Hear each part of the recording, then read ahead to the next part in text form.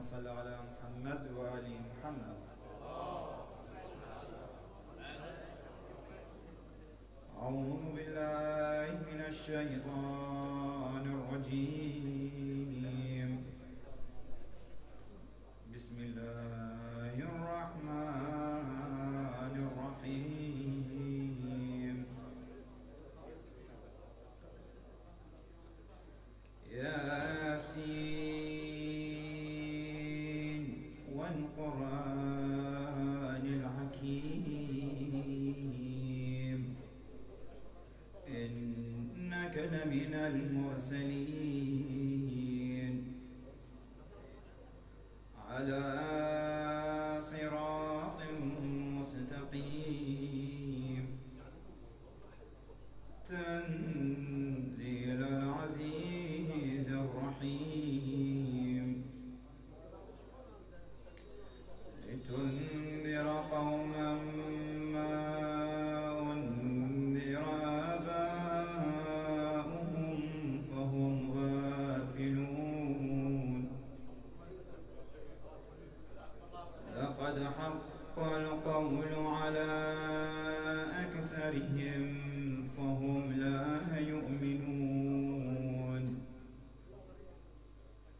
إنا جعلنا في أعناقهم أغلالا فهي إلى الأذقان فهم مقمحون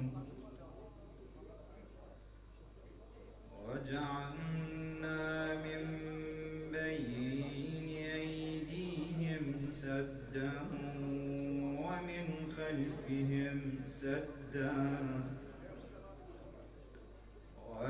خلفهم سدا فأغشيناهم فهم لا يبصرون وسواء عليهم أنذرتهم أم لم تنذرهم لا يؤمنون إنما تنذر من اتبع الذكر وخشي الرحمن بالغيب فبشره بمغفرة وأجر كريم إنا نحن نحيي الموتى ونكتب ما قدموا وآثارهم وكل شيء أحصيناه في إمام مبين واضرب لهم مثلا أصحاب القرية إذ جاءها المرسلون إذ أرسلنا إليهم اثنين فكذبوهما فعززنا بثالث فقالوا إنا إليكم مرسلون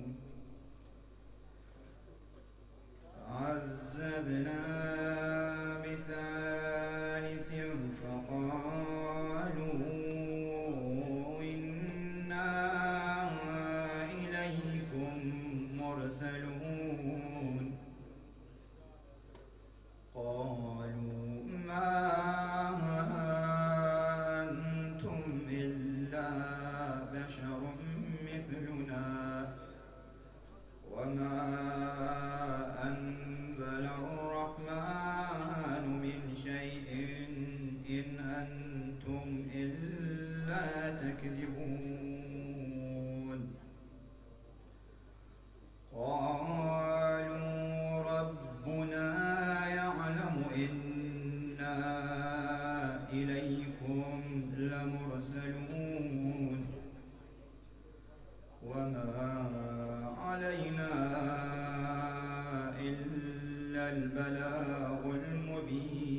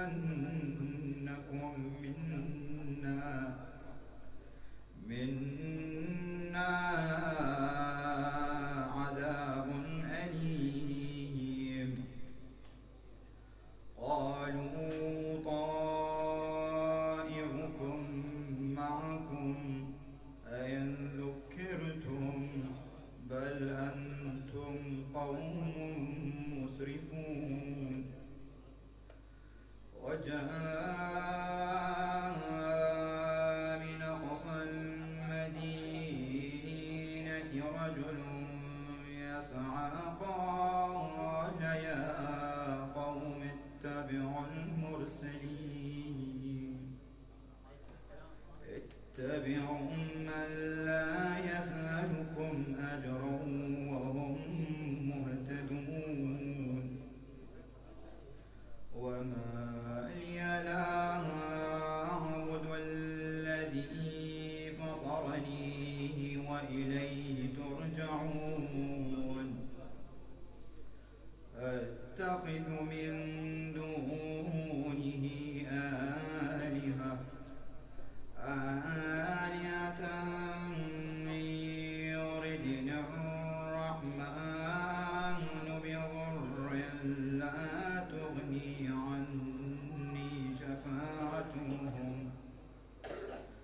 لا تغني عني شفاعتهم شيئا ولا ينقذون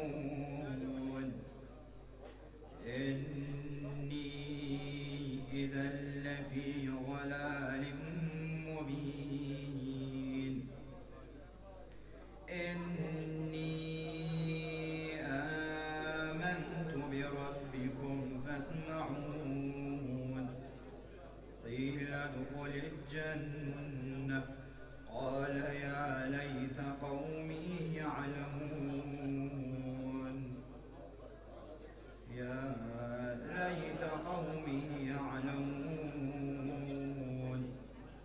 بما غفر لي ربي وجعلني من المكرمين صدق الله العلي العظيم. أفلح من صلى على محمد وآل محمد.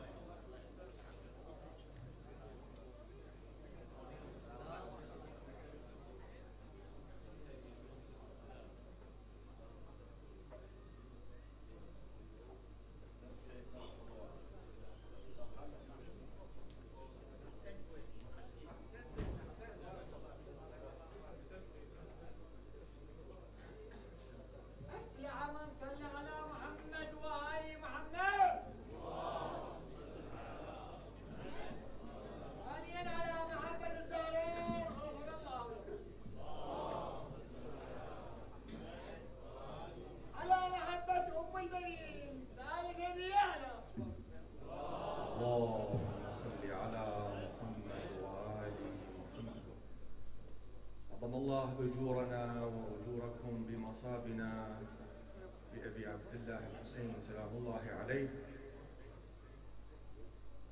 أزور سيدي ومولاي معتمدي ذخري وذخيرتي في آخرتي ودنياي، أصالة عن نفسي ونيابة عن إخواني المؤمنين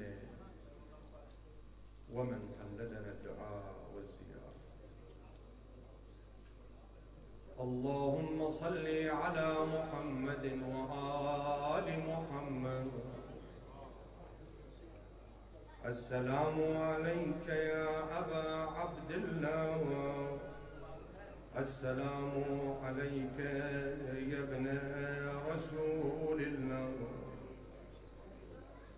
السلام عليك يا ابن أمير المؤمنين وابن سيدي الوصي. السلام عليك يا ابن فاطمة سيدتي نساء العالمين، السلام عليك يا ثار الله وابن ثأره والوتر الموتور. السلام عليك وعلى الأرواح التي حلت بفنائك، عليكم مني جميعا سلام الله أبدا ما بقيت وبقي الليل والنهار. يا أبا عبد الله لقد عظمت الرزية وجلت وعظمت المصيبة بك علينا وعلى جميع أهل الإسلام، وجلت وعظمت مصيبتك في السماوات على جميع أهل السماوات.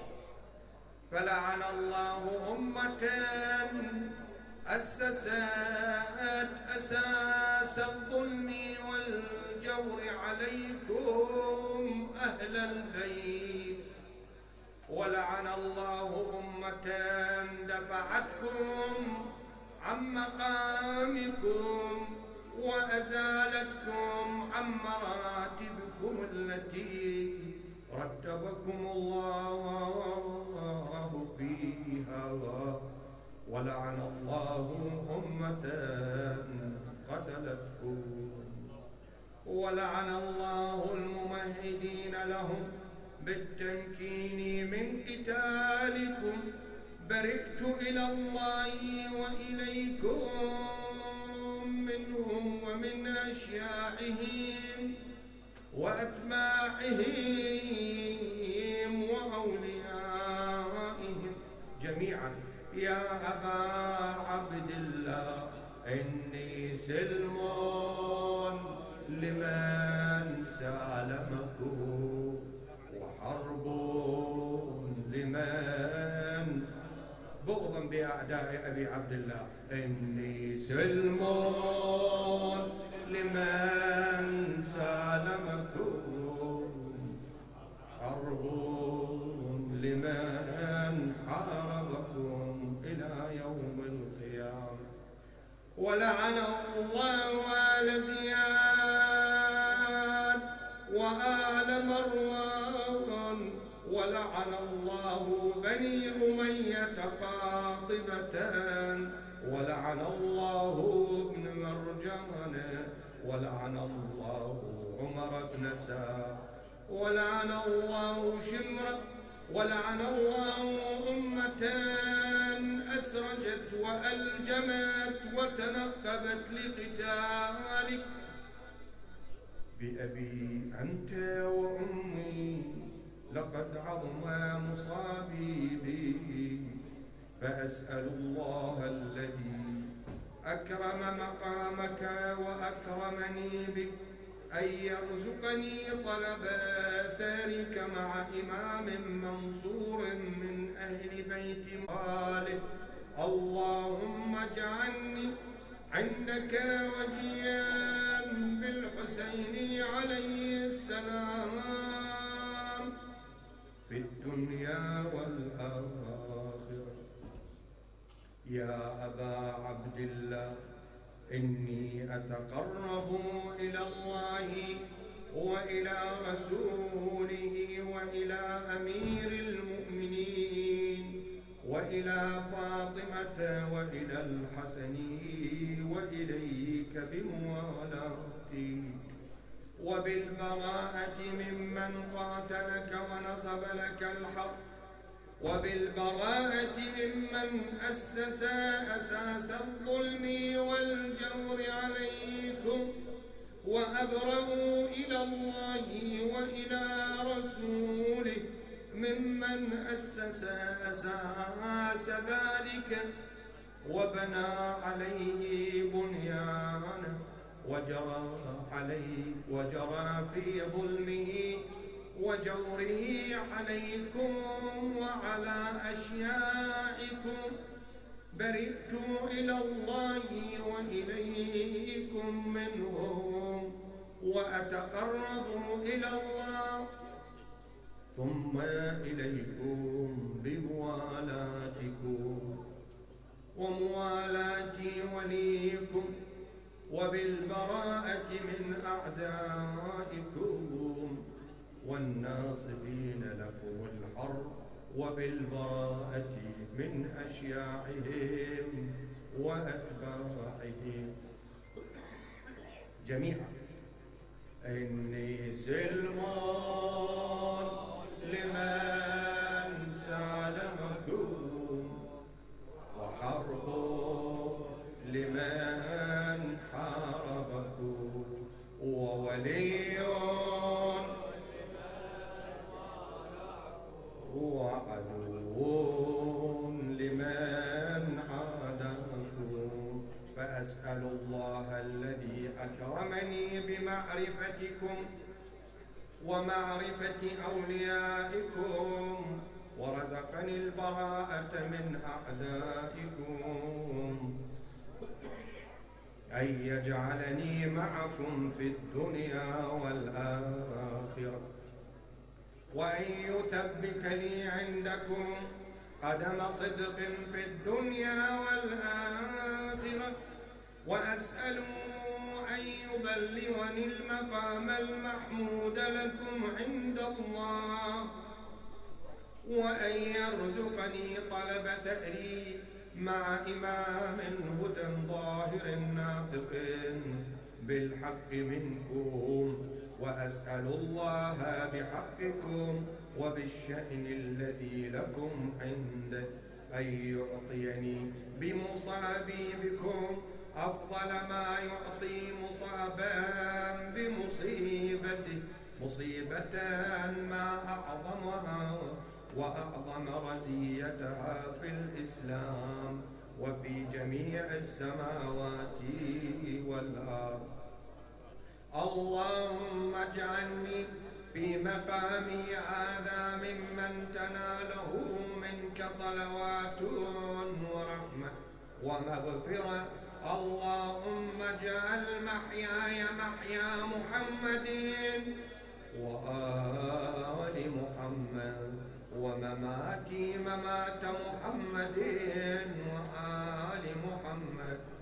اللهم إن هذا يوم تبركت فيه بنو أمية وابن آكلة الأكباد، اللعين ابن اللعين على لسانك ولسان نبيك صلوات الله عليه في كل موطن وموقف وقف فيه نبيك صلى الله عليه وآله. اللهم لعن أبا سفيان ومعاوية ويزيد بن معاوية، عليهم منك اللعن أبد الآبدين. وهذا يوم فرحت به آل زياد وآل مروان بقتلهم الحسين صلوات الله عليه. اللهم فضاعف عليهم اللعن منك والعذاب الأليم. اللهم إني أتقرب إليك في هذا اليوم وفي موقفي هذا وأيام حياتي بالبراءة منهم واللعنة عليهم وبالموالاة لنبيك وآل نبيك عليه وعليهم السلام. اللهم العن أول ظالم ظلم حق محمد وآل محمد وآخر تابع له على ذلك. اللهم العن العصابة التي جاهدت الحسين وشايعت وبايعت وتابعت على قتله. اللهم العنهم جميعا. السلام عليك يا أبا عبد الله وعلى الأرواح التي حلت بفنائي. عليك مني سلام الله أبدا ما بقيت وبقي الليل والنهار، ولا جعله الله آخر العهد مني لزيارتكم. السلام على الحسين وعلى علي بن الحسين وعلى أولاد الحسين وعلى أصحاب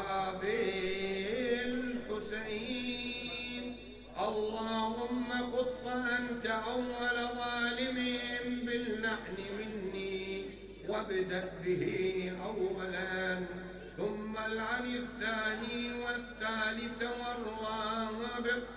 اللهم لعن يزيد خامسا والعن عبيد الله بن زياد وابن مرجان وعمر بن سعد وشمر وآل أبي سفيان وآل زياد وآل مروان إلى يوم القيامة. يستحب السجود. اللهم لك الحمد حمد الشاكرين، لك على مصابه، الحمد لله على عظيم رزيتي. اللهم ارزقني شفاعة الحسين يوم الورود، وثبت لي قدم صدق عندك مع الحسين وأصحاب الحسين الذين بذلوا مهجهم دون الحسين عليه السلام. إلى شرف النبي والأئمة الأطهار موتى المؤمنين والحاضرين والسامعين، شيعة أمير المؤمنين، من لم يذكرهم ذاكر رحم الله. من قرأ الفاتحة تسبقها الصلاة على محمد وآل محمد.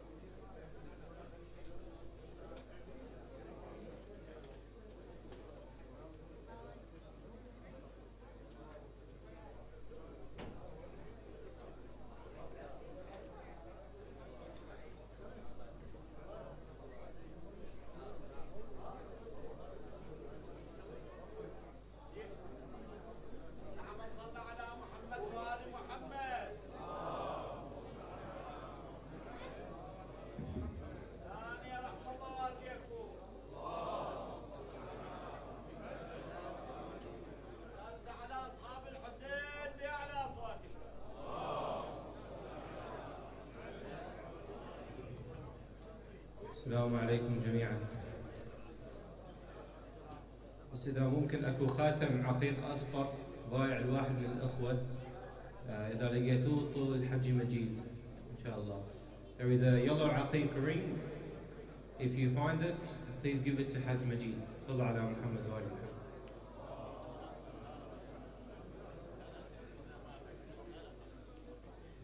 بسم الله الرحمن الرحيم. صلى الله عليك يا سيدي ويا مولاي يا رسول الله. صلى الله عليك وعلى أهل بيتك المظلومين.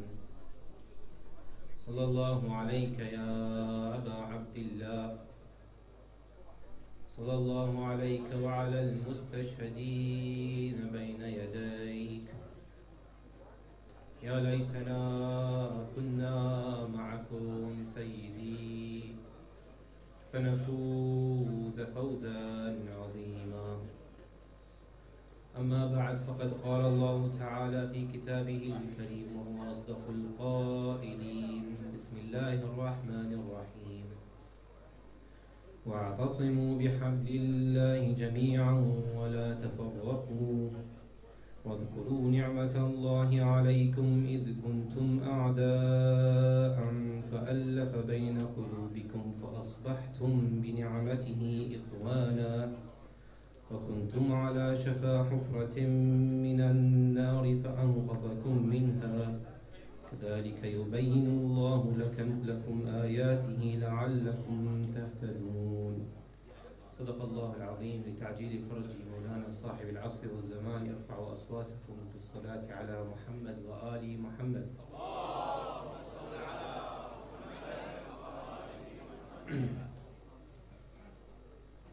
One of the most controversial yet increasingly important topics to greater extent in recent years and recent decades is the idea of Islamic unity, al-wahda al-islamiyya, the idea of unity between the Islamic faith. And whilst our scholars, our major scholars and leaders have not fallen short in making their opinions clear about the importance of Islamic unity and its significance in this day and age, unfortunately amongst our youth and amongst our elders as well in many societies, we have downplayed the importance of this issue. Due to emotional sentiment, we have misunderstood the concept and we have completely forgotten about the wasiyah of our imams and the wasiyah of our ulama al-a'lam about this to implement the teachings of Islam and practice Islamic unity. So tonight we would like to explore the concept of Islamic unity by understanding its importance and understanding its meaning or scope.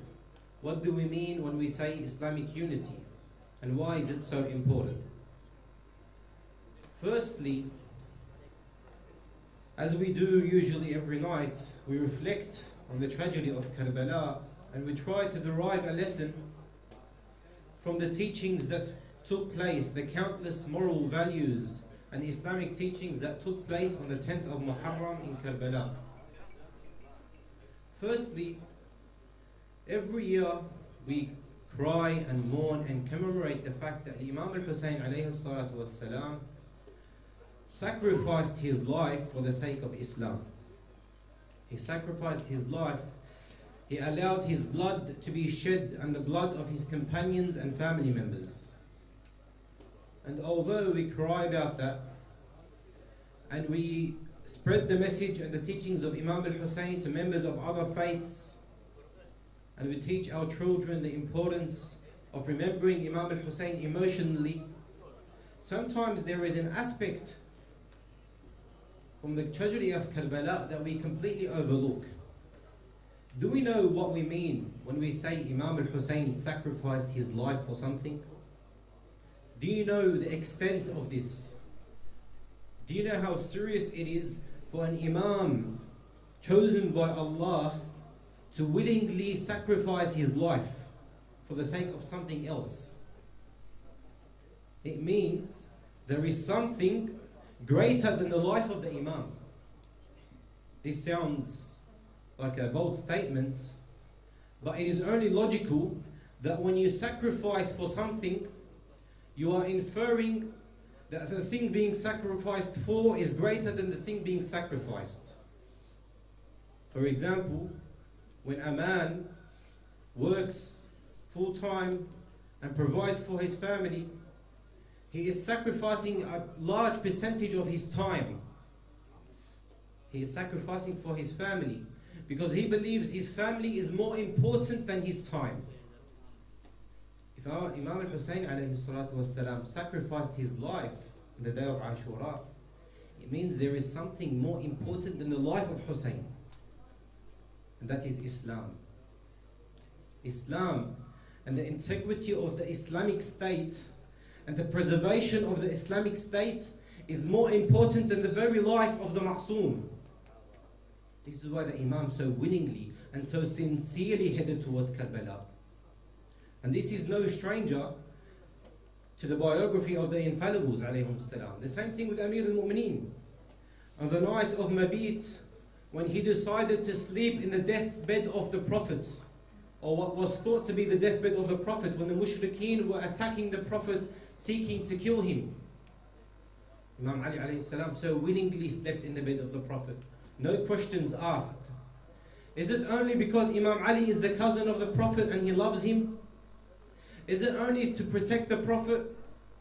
No, it's because Imam Ali understands there is a greater interest, and that is by protecting the Prophet, he is protecting Islam and protecting the Islamic State. Islam was a divine, heavenly sent mission and message to complete extent during the life of the Holy Prophet. It took 63 years of the Prophet's life to complete Islam. 40 years in the stubbornness and the arrogance and the oppression of the Arabs without even announcing to them he's a prophet. 40 years of patience, and then 23 years of prophethood with the mushrikeen of Quraysh and the tribal morals of al-Jahiliyyah. If you come after the Prophet and you risk for Islam to be attacked and the integrity of Islam to be in danger, then you are trying to undo the entire of the Prophet's work. Everything that the Prophet done, you are trying to undo. This is why the Islamic State and the preservation of the Islamic State is very important. Further, speaking on the life of the Ma'soomeen, Imam Ali alayhi salatu wassalam, we all know that his haqq was taken away from him. There is no difference from amongst the Shia on this topic. After what happened at Saqifa and after the Prophet's passing sallallahu alayhi wa alihi, Imam Ali alayhi salam, his haqq was taken away from him. And he made it clear. He did not shy away from telling the people, this is my position, that Rasulullah appointed me at Ghadir and countless more occasions. But what he did not do is he did not try to forcefully, or did not take arms to take his position back. Rasulullah explained to him that there are certain prerequisites that have to be met. There are a certain number of people from your loyal companions that have to support you, and if that does not take place, then no matter what happens, you do not fight and ask for your haqq. Why? To protect Islam. So this means that Islam is not only more important than the life of the Ma'soom, it is also more important than the haqq of the Ma'soom. The right of the Ma'soom to be the head of state, the preservation of the Islamic State is also more important than that. After what happened, and the first few unrightful khulafa took the right away from Amir al-Mu'mineen, Abu Sufyan la'natullahi alayhi approached Imam Ali alayhi salam. He told him, what's going on? They took away your rights. He said to him, give me your hand and I will pledge allegiance to you. And if you will, I will fill you the earth with horsemen and horses. Abu Sufyan was prepared to fill the earth with an army for Imam al-Hussein. But we know Abu Sufyan's interests. This so-called convert that converted in the last few years of Islam. What did Imam Ali alayhi salam reply to him? He says, فَأَبَى عَلِيًّا وَزَجَرَهُ وَقَالَ وَاللَّهِ إِنَّكَ مَا أَرَدْتُ بِهَذَا إِلَّا الْفِتْنَةِ وَإِنَّكَ وَاللَّهِ طَالَمَا بَغَيْتُ لِلْإِسْلَامِ شَرًّا لَا حَاجَةَ لَنَا فِي نَصِيحَتِكَ. He said, I know your intentions. You only want from this to cause fitna and to endanger the Islamic State. And if as long as this is your intention, we never are in need of your advice. So Imam Ali makes it clear that the Islamic State's preservation is the most important thing in Islam. And there are countless more examples. Imam Hassan, alayhi salatu wasalam, same thing. He relinquished control of his political position to the worst of creation, to Muawiyah. Why? Because he didn't want the Islamic State to be endangered. There was a large possibility that the war that was going to take place, if the treaty was not signed, was going to end Islam and flip it upside down. The empires at the time were lurking on any moment to attack the Islamic State. And then, as we mentioned earlier, Imam al-Hussein, same thing. He sacrificed his life for the Islamic State. So it's very clear when it comes to the biography of the Ma'soomeen that they have one thing at the greatest interest, and that is the preservation of the Islamic State, so as not to undermine the 63 years of life of the Prophet ﷺ and the work that he put in place. Sallallahu ala Muhammad wa alihi.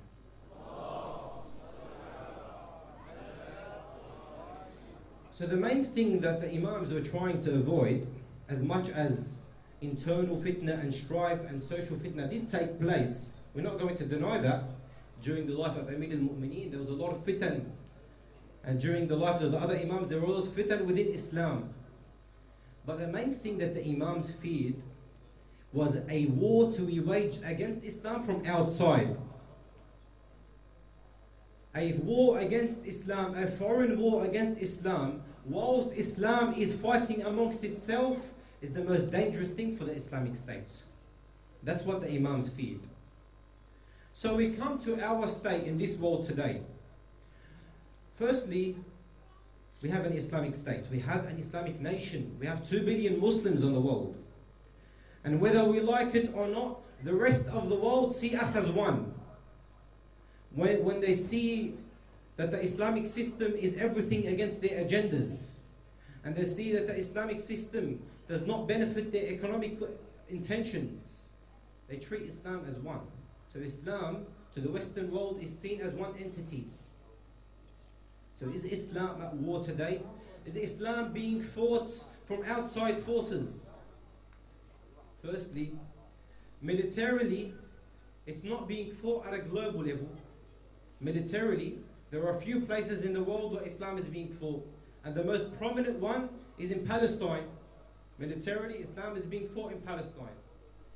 But on a global level, across the entire world, how is Islam being fought? There is a war taking place against Islam in this day and age. And on a global level, not only in one state. And that is the soft war. Al-Harb al-Na'ima. It's very important, brothers and sisters, to understand the soft war.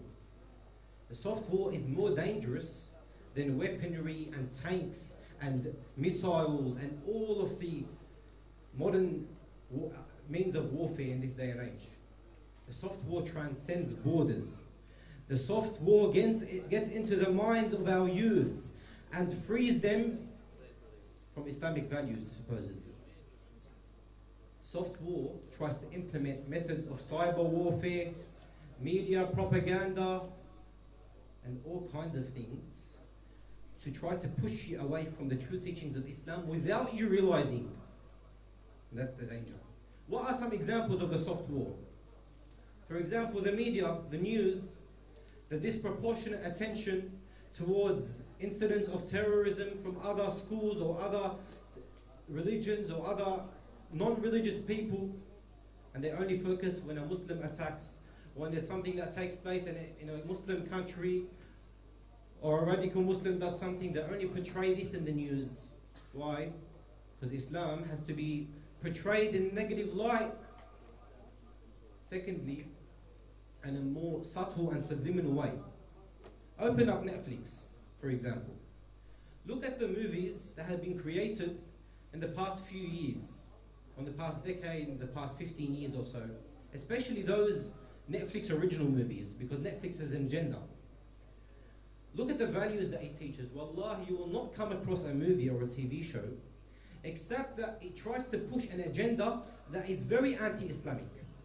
Either a movie is ridiculing religion altogether, and the idea of God is seen as something playful and something to be joked with in a movie, or a movie is undermining religious symbols, whether it's Islam or other religions, or a movie is promoting promiscuity and undermining modesty, or a movie is pushing liberal agendas and liberal values and pushing the breakdown of families. The software is very clear if you just watch a few movies in the modern time. These are two examples of how Islam is being fought on a global level through the means of technology in the soft war. And the thing that we have to realize is that this battle is not just against Shia Islam. This battle is against all Muslims. These values, the traditional family values, the values of religious devotion, the values of self-discipline, of obedience to Allah and Allah only, these are values taught in all Islamic sects, not just Shia Islam. So we have to realize that Islam as an entire entity is being fought. It's not just Shi'is. And that's a problem. We have sometimes, unfortunately, in Muharram, whilst this soft war is being taking place against all of Muslims, unfortunately, sometimes people use Muharram and the emotional sentiment to push the idea to our youth that our enemies are the Sunnis. Shame on us. When Islam is being fought externally by the devils, I'll call them tonight the devils. We're not going to make any names, but we know who we're talking about. The devils of the world are fighting Islam altogether, and the values of Islam as a collective. In Muharram and Ashura, some people believe and they preach that the A'da of Islam and the A'da of Ahl Bayt are the Sunnah. We haven't actually understood the reality. We're actually blind and heedless to the entire war taking place. That's a very big issue. And that's actually exactly what the enemies of Islam and the devils of the world want you to believe. They want you to believe that the enemy is within. There is a very powerful political means of control that has been utilized for a long time. It's known as divide and conquer. This political tactic and strategy is very simple. In order to subjugate your enemy and control your subjects and exert force upon them, you try to encourage dissent from within them.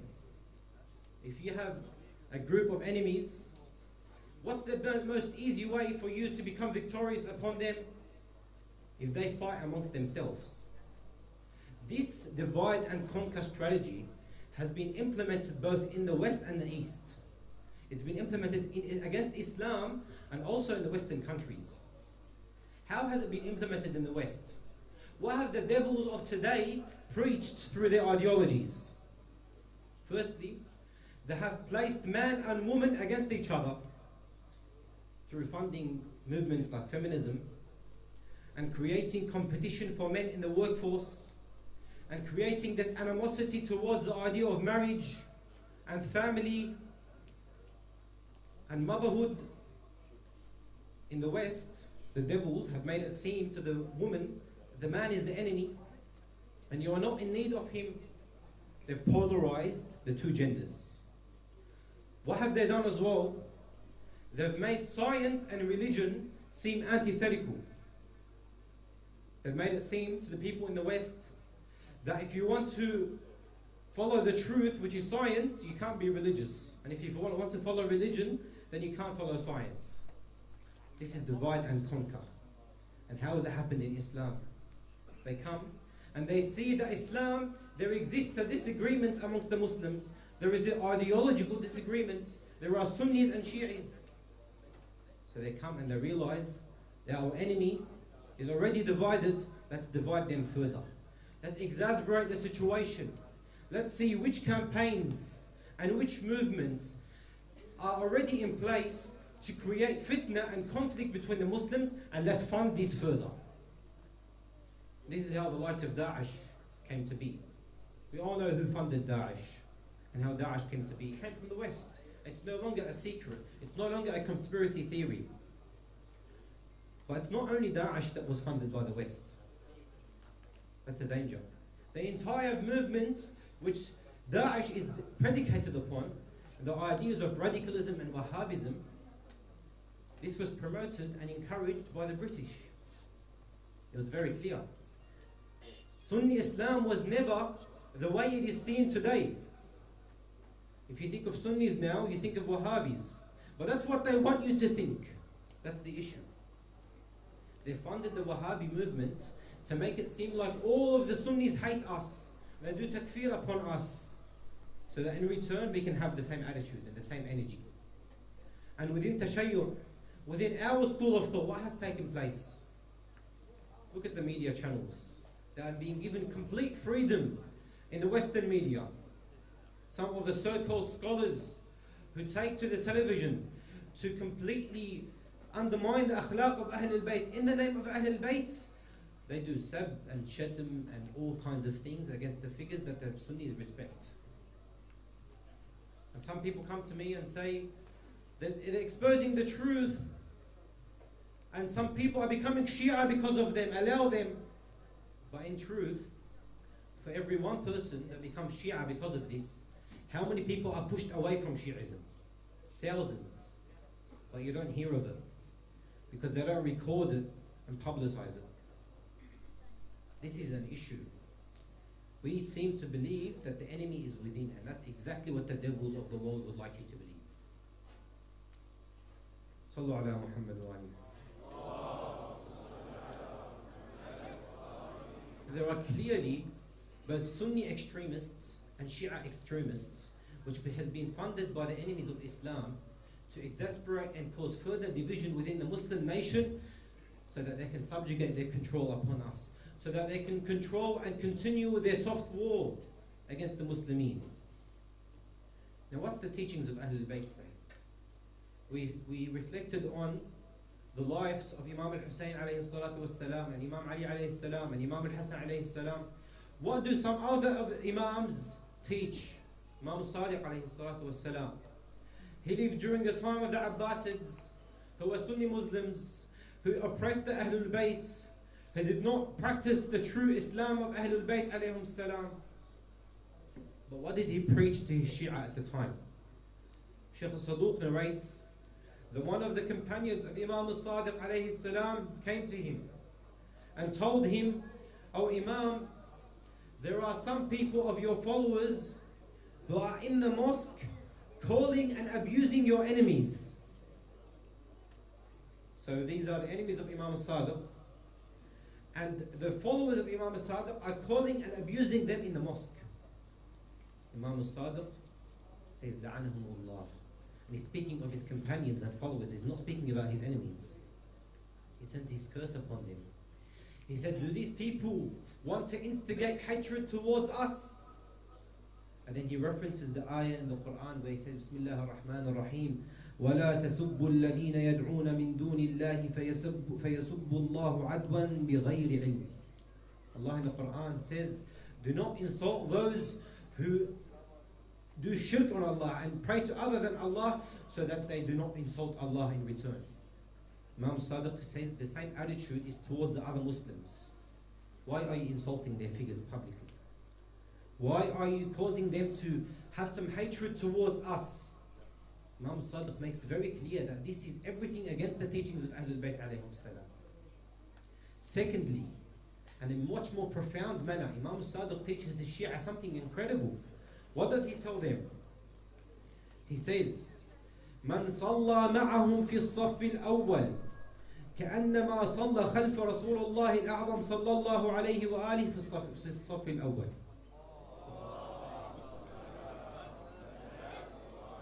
Imam Sadiq Shaykh Saduq narrates that if you pray at the time of the Imam, he's teaching his companions, if you pray with the other school of thought, the Sunnis, if you pray with them in the first line, the reward of it is like you're praying with Rasulullah in the first line. It does not mean that the Sunnis are on haqq and we're on batil. No, but there is a greater interest. There is a preservation of the Islamic state. There is the depiction that Islam is strong and united and is able to stand against the foreign external enemy whenever required. This is the greatest interest of Islam. Imam Sadiq further says, he says, كونوا لمن انقطعتم إليه زينا ولا تكونوا شينا صلوا في عشائرهم وعودوا مرضاهم واشهدوا جنائزهم ولا يسبقونكم إلى شيء من الخير فأنتم أولى به منهم. Imam Sadiq explains, he said, do not bring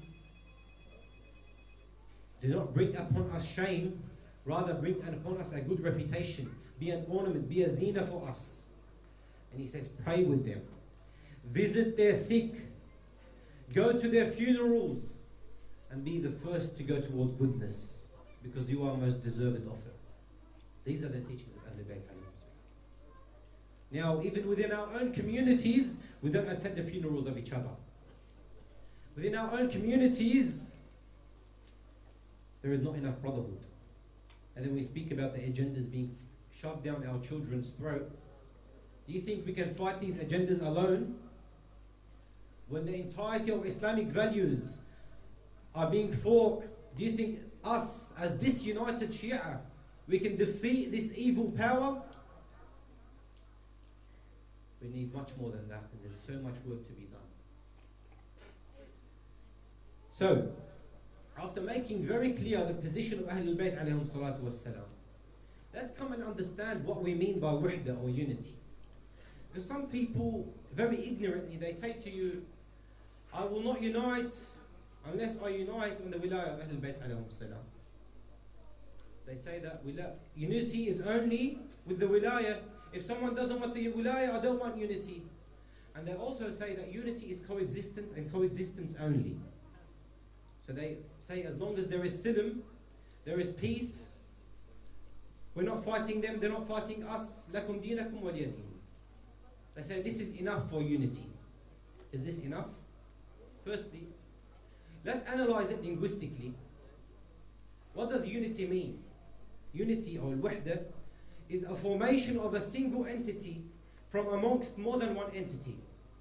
So there has to be more than one thing forming into one for unity to be established. But coexistence, what does coexistence mean? It means two things existing at once peacefully. So how does 1 equal 2? Makes no sense. Secondly, let's see what the fiqh of Ahlul Bayt alayhim salam teaches. You want the wilayah of Amir al-Mu'mineen, you want the wilayah of Ahlul Bayt, come to the fiqh of Imam Ja'far al-Sadiq alayhi salam. And how does that implicate and teach us the true meaning of unity?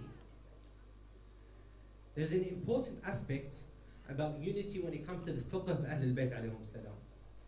When it comes to treating those members outside of Tashayyu', what does Islam and the fiqh of Imam Ja'far al-Sadiq teach?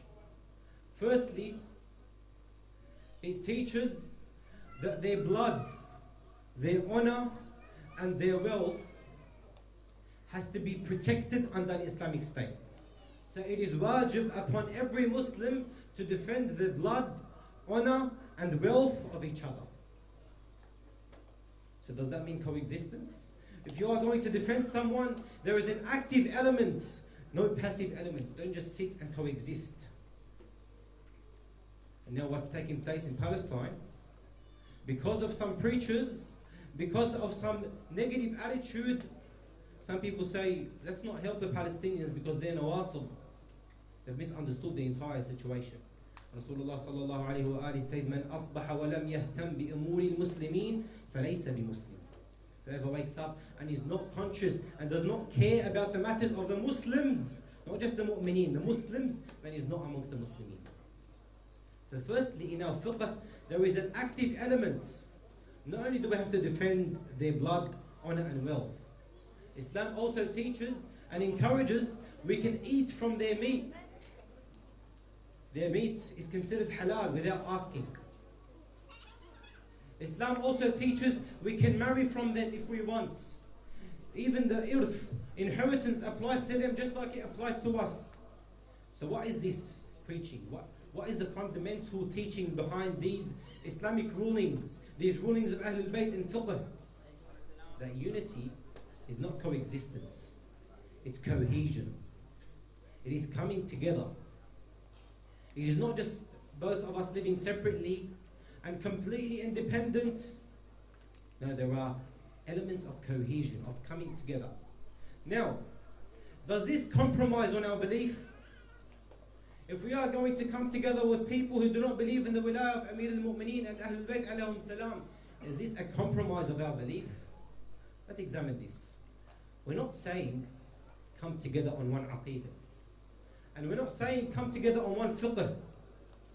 There's no such thing as theological unity. There's no such thing as jurisprudential unity.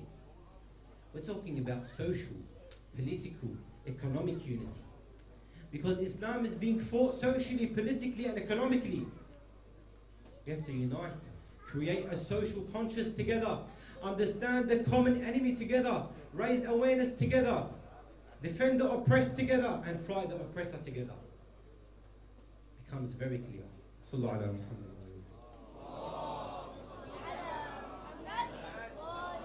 Yes, there are differences. Not minor, there are major differences in our belief. That's the truth. But these differences do not justify fragmenting the Muslim nation and putting the integrity of the Islamic State at risk whilst the enemies are devising further plots to attack us. Does not justify. Finally, and we conclude, let's try to understand the other sect for a moment.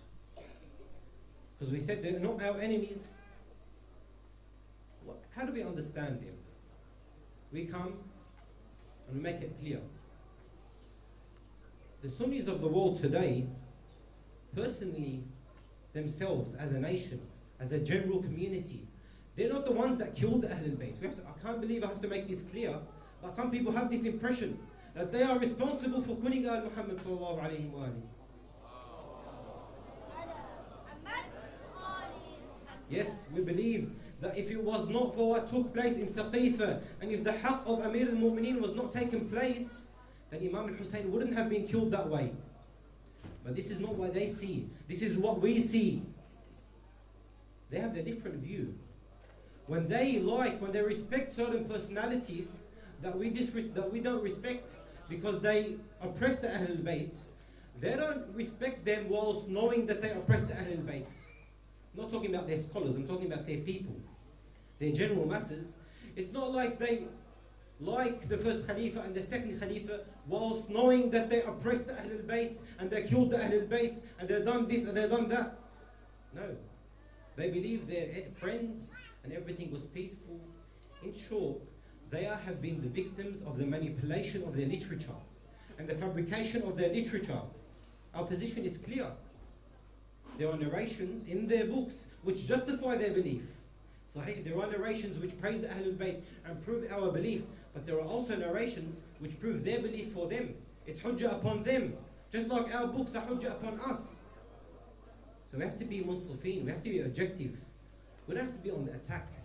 If we want them to be guided, you have to be educating with akhlaq. Allah subhanahu wa ta'ala says in the Quran, وَأَدْعُوا إِلَى سَبِيلِ رَبِّكَ بِالْحِكْمَةِ وَالْمَوْعِظَةِ الْحَسَنَةِ وَجَادِلْهُمْ بِالَّتِي هِيَ أَحْسَنُ إِنَّ رَبَّكَ هُوَ أَعْلَمُ بِمَنْ ضَلَّ عَنْ سَبِيلِهِ وَهُوَ أَعْلَمُ بِالْمُهْتَدِينَ. Allah subhanahu wa ta'ala says, call to the path of your Lord with wisdom and good morals and good character, and speak to them with the best of speech. Allah knows the ones that have gone astray, and Allah subhanahu wa ta'ala knows that those who will be guided.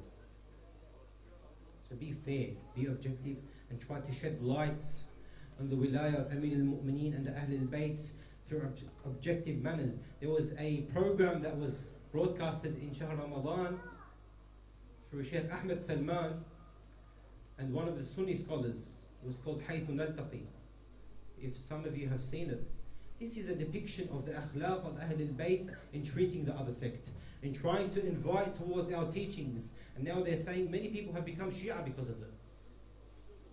It's very important to awaken our social conscience and realize the common enemy, and not be those who create further dissent and fitna amongst the Muslimin, because Imam al-Hussein did not shed his blood in vain.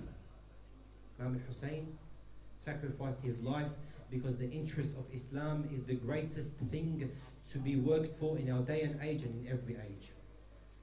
وآخر دعوانا أن الحمد لله رب العالمين وأفضل الصلاة وأتم التسليم على خير الخلق أجمعين محمد وآل بيته الطيبين الطاهرين.